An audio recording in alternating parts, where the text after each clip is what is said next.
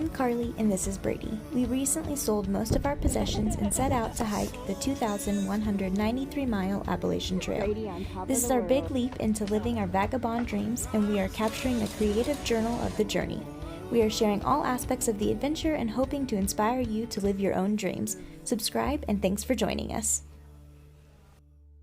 We are off trail. That is the last of our hiking footage. That decision did not come lightly, and we spent several days deciding. Basically, from coming down off of Mount Moosilauke, we went into Lincoln again for a couple of days, and then got back out on trail to go over the Kinsmans. During those 3 days going over the Kinsmans is when we really talked about it and ultimately decided that it was time to end our hike for 2020. Yeah, it was something we had not discussed, but had been like, do you even want to be out here? Prior to that, and it was always no, yes, I want to be here, I want to keep hiking, and it was just kind of forcing it. Everything kind of just got turned upside down with COVID, and obviously everybody is feeling that. Yeah. But losing those 2 months was brutal. Like, it was awful all around. Mentally, it was rough. It was good for my knee to heal, Yeah. But it was rough. And then getting Lyme disease and spending another month off trail. Yep. With all of this, we had already given up that we were doing a northbound hike. We already had to give that up, which we wanted to do in one straight shot. It was getting to the point where we weren't going to finish in 2020 at all. Which was another thing that we wanted to do in a calendar year, and that was going to be out the door too. And it got to the point where it's like, we're giving up all of the goals we had around this experience to force it to work. Let's just come back another time and do it then. And we're spending so much money trying to force it when we're just down about it. Not enjoying it anymore. And we kept for me, I know I kept hoping that, just an extra day off and then I'll be all set and rejuvenated and ready to go, and just another and it was just spending a ton of money to do that. I think we've said this in videos before, but you hear the saying, don't quit on a bad day. Yeah. But if you never have a good day, it's like... What are you supposed to do then? Yeah. Touching on what she was saying about timing, it was early September, and we were still 400 miles to Katahdin, and we had... the hardest miles in that 400 section. Of the hardest miles to do in that section, and about a month to do it. It was not looking good for us time-wise. That also meant that we were going to have to potentially flip up to Katahdin again, which was even more money. Yeah. And we probably wouldn't be finishing our hike until the middle of January at that point. Or later. Yeah. It was making the decision to get off trail was, in my opinion, the right decision for us. Once we had made the decision, it felt like a massive weight was lifted off of us. One of the issues that we struggled with was we had a lot of conflict between us because we didn't necessarily agree on how far or how fast to hike. Which we both individually will share about now. As you all know, we are a married couple, and that means that we were hiking together the entire time, and sharing a tent, sleeping. We got to hike the same pace, hike the same number of miles every day, which did lead to some conflict between us, and also hiking speed was also a conflict for us.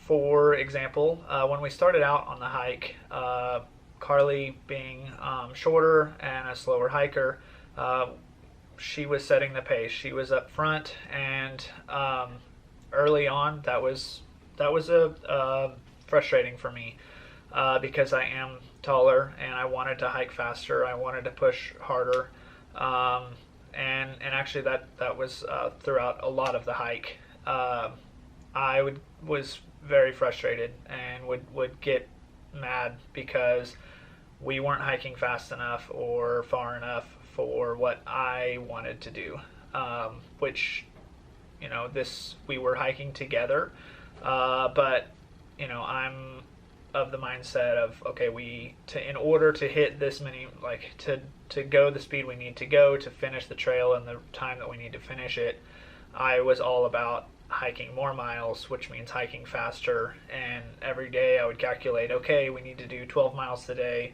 and that means we need to be hiking at least 2 miles an hour. And if we weren't hitting that, I would be frustrated. I would get mad, and it really was ruining the fun part of hiking, because I was constantly thinking about speed and wanting to go faster and also wanting to go farther, because some days we only hiked 6 miles and I wanted to do 10, or we only hiked 8 and I was wanting to do 14, because I was wanting to keep a schedule of, we've got to hit these miles, and we've got to average this many miles every day to make it to Katahdin in time, and we just weren't hitting those numbers. And that was frustrating for me. I was aggravated, and it definitely led to a lot of conflict between Carlie and I, and that it definitely pulled us apart from a relationship standpoint. But that was also because of the strife between us about how fast to hike, how far to hike, when to take breaks, etc. All of that leading to more stress and more conflict was a contributing factor for why we ultimately decided to get off trail. And yeah, I wanted to share that with you guys. And yeah, it was it wasn't fair to Carlie for me to get angry and frustrated because she was doing the best she could, but I didn't know what else. I didn't have a better reaction. I don't know what the right thing to do in that situation was, because we both had different expectations of what we were trying to accomplish, specifically on a day-to-day basis. We would set mentally, in our own minds, we would have separate expectations for that day, and when those expectations didn't line up, that led to us not agreeing on where to camp, how far to go, how fast to go, where to take breaks, that kind of thing. But yeah, just wanted to share with you guys about what it's like to hike with a partner who may not hike in step with you every single day, and may not have the same expectations or whatever, that it could potentially lead to conflict and stress and strife. But yeah, it ultimately was a contributing factor for sure about why we got off trail. All right, for my perspective on it all, because there are two of us, so there's always two sides, of course. So early on in the hike, in the beginning, when I was leading and I was hurt, it didn't seem so, like, Brady was very much like, whatever you can do, like, that's all right, that's fine. But it was also early, like, COVID wasn't a thing yet, or it was just starting to be a thing, I guess. It wasn't we still had tons of time to hike, more than enough time to hike, and it was fresh, and we were just excited to be out there, excited to be done with the house and on to this next adventure. And so in those early days, it was easy. and we couldn't do much, but we had planned to not do much at that point. And then I was hurting, so we were doing, even less sometimes, and it was okay. And then we got off for COVID and then got back on 2 months later. So we lost 2 months of trail time. And getting back on, we knew to finish a northbound hike by October 15th that we were going to have to average 17 miles a day, which was a lot. Now that did allow for a 0, I think, every 10 days, but it was a lot, and we needed to do more, and we got back on, and I wasn't hurting anymore, and we were able to do more miles, and it started off good. We were slowly pushing ourselves a little bit more. Everybody felt good, just glad to be back out there. Through the Smokies, we pushed some of our biggest miles, and it was great. And then it just, I don't know, started to go downhill. It started to, and yeah, I don't really know when that began, but it was really good until that point. Yeah. And then Brady started leading so he could walk off, and it was fine. That was good. I struggled during that time with, well, yeah, you were waiting on me because you're at the top of a mountain and you've been waiting here for 10 minutes. I just got here and you're taking off now.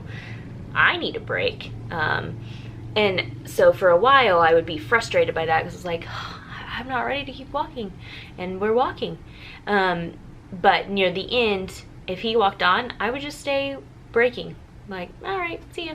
I need a break, so I'm gonna sit here. Or if I hadn't caught up to him, and I needed a break, then I would just take a break. And I got over that, which was difficult. Definitely, there is doing the hike together, but I think as a partnership, you need to discuss how to do that and not, I guess, like fight about it or not let it cause problems. Brady's 6'1", I'm 5'4". I, on some of those downhills, was actually trail running, and he was walking and still keeping up with me. I'm never going to be as fast as him. And so it was really hard, and it actually still bothers me about, like, when he would get mad at me because I wasn't walking fast enough. And it was like, well, I literally can't walk any faster. If I walked any faster, I would be running. And I'm a fast walker, just in general. And it was like, I can't do anything about that. Yes, I can do more miles, but it's going to take me longer. You want to be done by 3 and have done 15 miles. I'll never be done at 3 and have done the same amount of miles because I can't walk as fast. And so that was difficult. And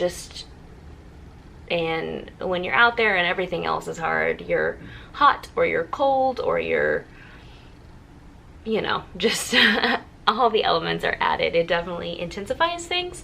And so, yeah, and then you just like sit and walk in your own little head for a while, and it makes it rough. So, yeah, we started like noticing these problems, and like, we don't fight. We are both very laid back and chill, and occasionally don't agree on things, but we're very mellow people. And so this was causing problems between us, and that isn't worth it. Now we do both want to hike. We still want to do the trail, and we want to come back to it in, I don't know, a few years and start the trail in better shape, so we are in better shape, can do it faster. And because I think that's part of the problem, is just, well, the 3-month delay and everything being drug out. And yeah, so coming back to it in better shape. But I think that beforehand we'll sit down and talk about those things, and probably have to figure out a better system that works. We did a lot of our hiking together, which was great until it wasn't. And those are things that, yeah, we're gonna have to work through. So just kind of like heads up for other couples out there is just talk about it and be really upfront with each other and talk about it before you go, so that way you're on the same page. And sorry if you could hear that, that's people above us. But yeah, so you're on the same page and you come out with a game plan, because this has always been my dream, and so we did it, and we didn't really talk about it, and we kind of avoided talking about things like what happens if one of you gets hurt and things like that. We just kind of never had those conversations, but they are things that I think you should definitely have, conversations you should have, talk about it, get a game plan, know that one of you is going to be a faster hiker, and how is that going to play out for the two of you, so that way it's not one of you putting unachievable expectations on the other, and it's not the other getting mad about it and just, I don't know, making it worse. Yeah, so that's kind of a word vomit, brain dump.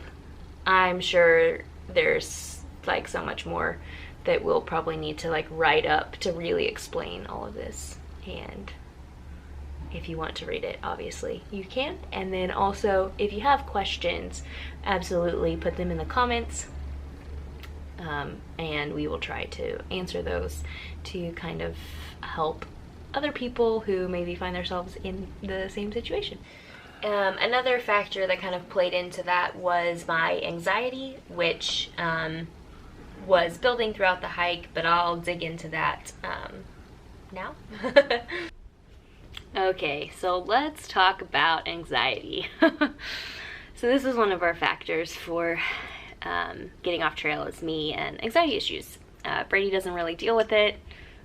It's nice for him. He occasionally stresses. He usually stresses about money, and that's it. Yeah, but I struggle with anxiety, and have for a really long time. I've not always known what it was. Like in high school, I didn't know that was what was going on. Anyway, on trail, it was something that I really thought trail was going to heal a lot of and lessen for me. However, that didn't happen. It almost actually was working against that. It didn't always make it worse, but it got to the point where it was getting worse. I don't know why. It shouldn't have. I was like, nature, I love it, flowers, it should be getting better, except it wasn't. And yeah, so it's something that I'm starting to try to deal with, because I've not ever done that, and trying to work through. And yeah, it's gonna be a really long process for me, but it got to the point where we climbed up Mount Moosilauke, and it was like huge and magical, and like cried happy tears, and it like brings tears back to me thinking about it. It was just, I felt so strong and powerful, and it was just like huge and beautiful and amazing, and yeah, like on top of the world. It was awesome. And then and it was like, it was a real high moment. Like both of us felt just awesome, and it was really good, and we had views, and we met Bert, the little mouse, on the way up, which was really fun. Yeah, it was just really, it was really good. And then we started climbing down Moosilauke, and we had planned to stay at that first shelter on your way down. I don't remember how far past the top peak it is. I don't remember, but we planned to stay there. So we start the decline, and we were still like in this huge high moment, so I really don't remember it. I remember it taking a while. We made it to the shelter just before dark, the sun was definitely setting, and it was a little bit dark setting up the tent, and we were eating in the dark. We were eating with another couple, and they were putting on, like, they made a fire and stuff like that, and we chatted with them. They were from Spain and Mexico, I believe, so that was really fun. So it wasn't so bad eating in the dark, 'cause we had company, and yeah, so it was fine. Then the next day we got up to hike down the rest of Moosilauke, which was another 1.5 miles, and then we were going to continue hiking past that point, and I think we'd planned to do 9 miles that day. And we started hiking down Moosilauke, and it was like, it was straight up and down, and you're trying to like walk down rocks too. It was like boulders, and you're hiking down it, and we're just going. We're not like trying to rush ourselves. We're each going our own pace, and you know, occasionally I'm in front, occasionally Brady's in front. This downward, there definitely wasn't a like Brady's super fast. We are both slow, because you just had to go slow, which was a different thing. Usually downhill's faster. So we're going down, and I have several moments where I like almost fall like down that, which are like, huh, you know, your heart skips a beat and you are, it's crazy. And then, so each time that happens, it's just like more intense buildup inside each time, adding to the like, you're like shaking a can of soda, and then eventually you open the can of soda that you've shaken up. So that happens again. I don't know how many times before this it happens again, and I have a minor panic attack. It's definitely not the worst one.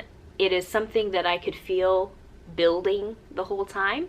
Not like when you don't know they're coming. I could feel it building.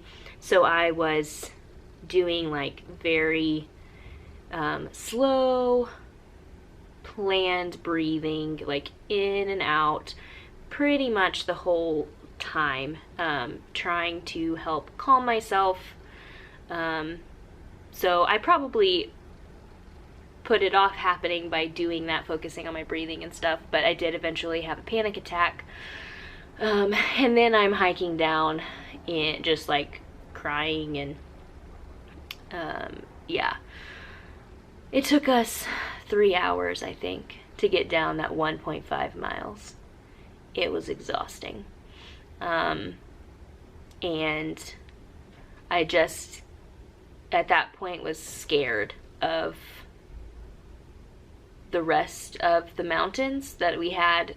Like, that's the first mountain in the Whites. And so then I just kept thinking, if they're all like this, it's gonna take us, I don't know, 2 months to do this small section of trail, because it's, I mean, if you deal with anxiety, then you know it's exhausting. If you don't deal with anxiety, then you don't really understand that your body going through that is very draining, and emotionally, physically, all of that.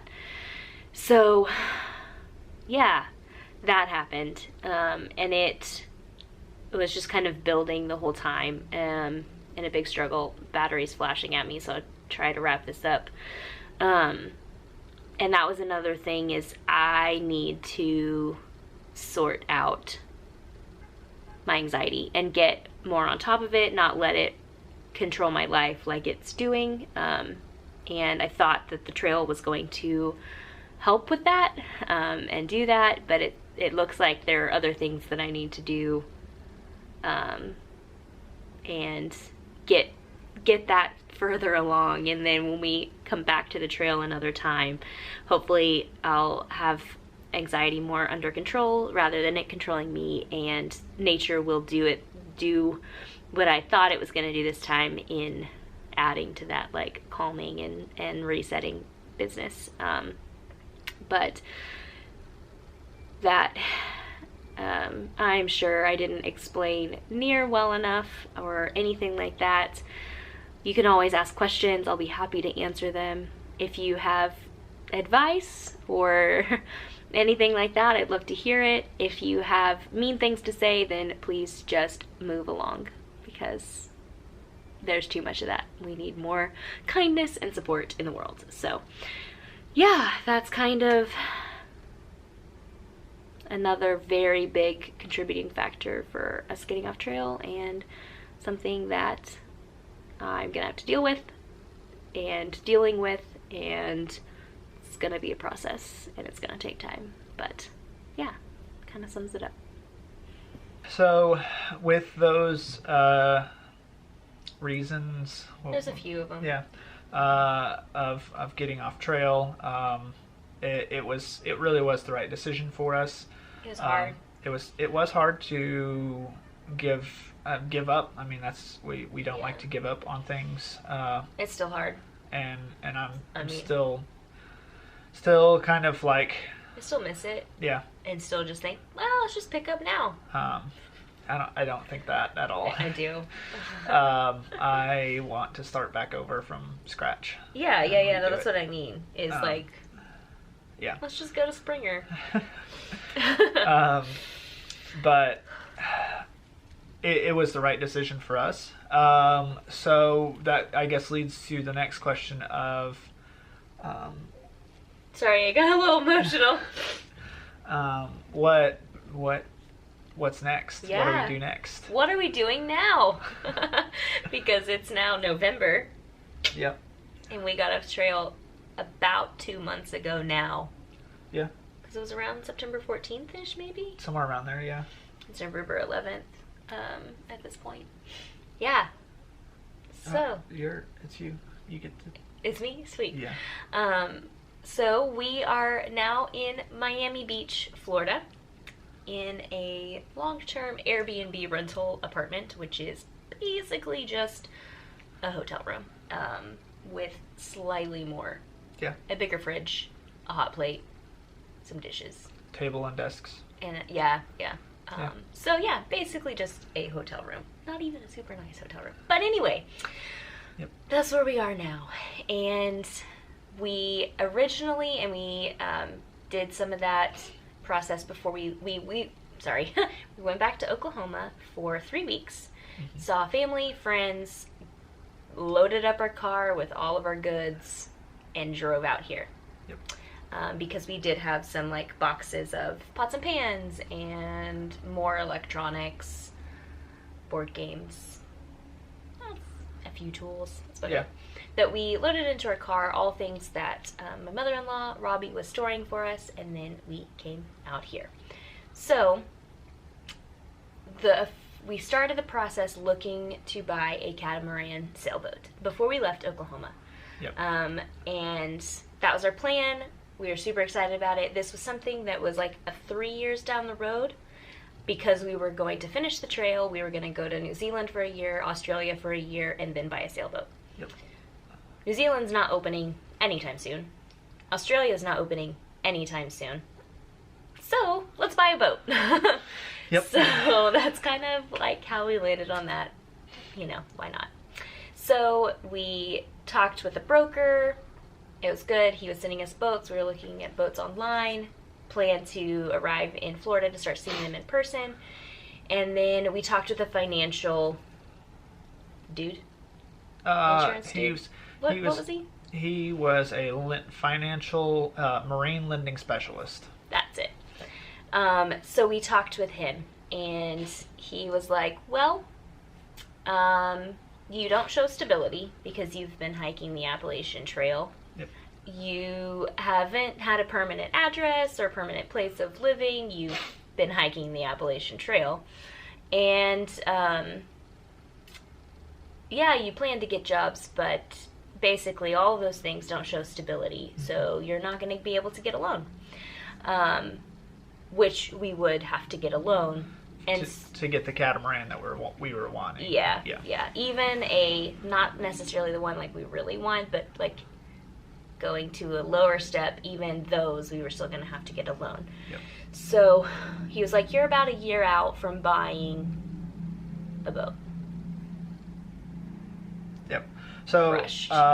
we decided that we were going to come out to Miami. Yep, Florida anyway. Yeah, join the sailing club at Coconut Grove. Yep. And get an apartment and get jobs and build up that stability so that we could buy a catamaran. In a year. And save up and maybe not have to get a loan. Yeah, maybe save up, not have to get a loan. But we got down here. And started looking at apartments, and it is crazy. They're apartments, but some of them are considered condos, and there are like 5 groups of people that you have to appease. Yeah. It was nuts, and we were going through the process and laying at the pool, and I just look at Brady and I was like, what if we just don't get the apartment? Because we'd found one and we liked it. And we're like, what if we just don't get the apartment? What if we just buy a boat instead? Buy a monohull sailboat. Buy a cheaper sailboat that we can afford outright. Like, what if we just do that? And he was like, huh. Yep. Yeah, I wonder if we can pull out our deposit. And I was like, what if we just do that instead? And so we can start sailing now. So that's what we did. Yep. Well, we pulled out the deposit, canceled all that, found a room here to extend our stay. Yep. And started looking at monohulls.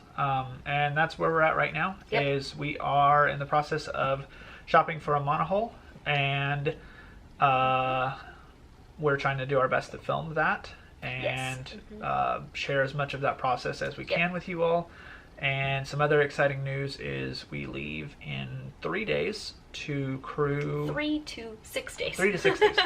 To crew on a boat that is traveling from Florida to this St. Thomas in the USVIs. And so that'll be some offshore passage experience for us. Yeah, it's 1,100 nautical miles. Yep. Which is super exciting. Yep.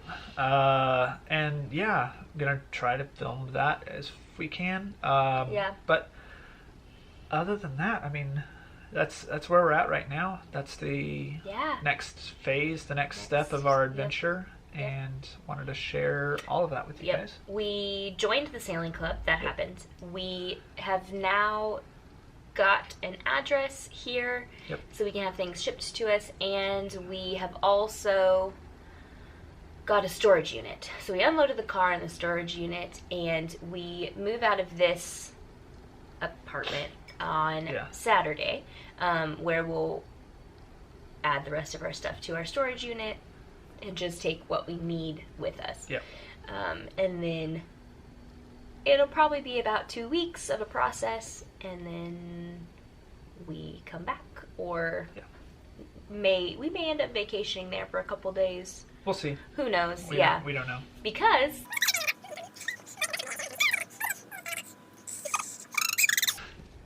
so if you missed all of that, that weird sound that you just heard, and didn't know anything that we just talked about, it's because we have some news to share, but we want to share that in the boat shopping video. So get excited about boat videos. Yep. Because sailing and sailboat videos are coming next. Boat projects, sailing videos, all of it. All of it. So all of it. And we really hope that you stick around. Even if you joined because we were hiking, that we hope you stick around. Even though we're not on the AT, we still love to hike, so obviously if we hike something, we'll share it. We're going to be we'll film it. But we're going to be on a sailboat. It's like hiking on the ocean. And the boat's doing the walking for you? Yeah. I mean, you're moving about as fast. Pretty much, Yeah. All right, well, thank you all. I heard it is the most expensive way to travel slowly. Yep. It is.